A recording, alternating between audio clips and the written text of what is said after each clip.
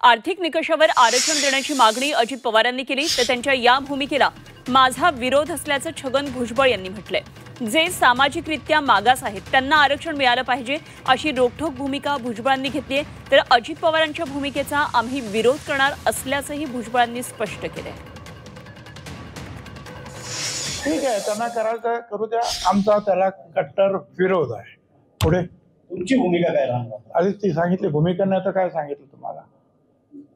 आमची भूमिका कट्टर विरोधाची आहे आणि तो का विरोध आहे त्याला हे आतापर्यंत मी 10 मिनिटांची समजावून सांगितलं तुम्हाला।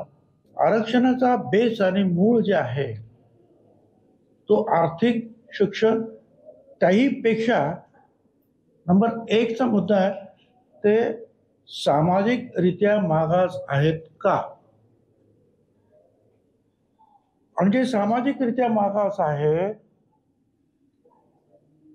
त्यांना आरक्षण मिळालं पाहिजे।